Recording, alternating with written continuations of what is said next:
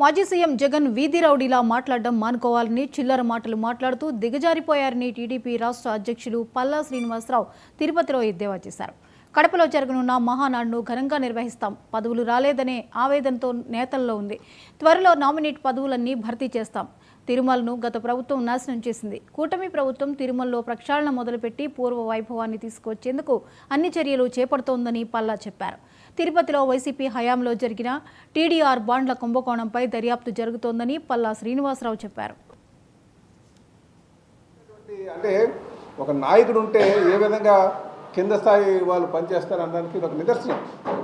అక్కడ ఒక పద్ధతిగా అక్కడ జరగడం మాకు చాలా ఆనందంగా అనిపించింది. ఎందుకంటే గత 5 సంవత్సరాలుగా అక్కడ నిత్యాన్నదానంలో తినడానికి రైసు సరిగా ఉండేది కాదు, తినలేనటువంటి పరిస్థితి ఉండేది. దేవుడి డబ్బులు ఏ విధంగా కాజేసేద్దామనే ఆలోచనతోనే ఉన్నారు.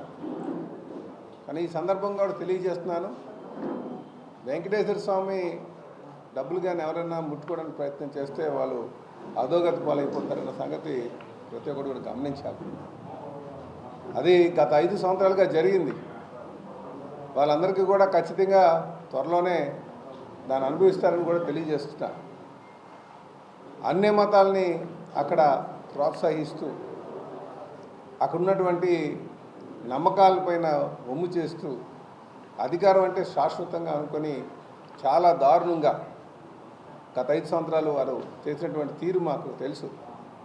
అందుకనే కలియుగ దైవం వాళ్ళకి 11 సీట్లకే పరిమితం చేశారు. ఇంకా కొంతమంది మెడిసి పడుతున్నారు. త్వరలో మీకు కూడా బుద్ధి చెప్పేటువంటి పరిస్థితి వస్తుందని చెప్పి కూడా తెలియజేస్తున్నాం. కనుక ఈరోజు తిరుపతి కొండపైన తిరుమల వెంకటేశ్వర స్వామి యొక్క ఏవైతే పద్ధతులు ఉన్నాయో వాళ్ళకి ఎటువంటి భంగం కలగకుండా పూర్వవైభవం వచ్చేటట్టుగా ఈరోజు మా ముఖ్యమంత్రి గారు శ్రీ నారా చంద్రబాబు నాయుడు గారు తీసుకున్నటువంటి చర్యలు, ముఖ్యంగా నిత్య అన్నదానం దాంట్లో కావచ్చు, అలాగే దర్శనాల విషయంలో కావచ్చు, ఇది చాలా సంతోషంగా మాకు అనిపించిందని చెప్పి. అంటే తిరుపతి వచ్చామంటేనే ఆ ఆధ్యాత్మిక శోభ ఉడిసి ఉన్నట్టుగా ఉంది. గతంలో అలా ఉండేది కాదు. కనుక మాకు కొండపైన ఉండడం చాలా ప్రశాంతత ఇచ్చిందని చెప్పి కూడా ఈ సందర్భంగా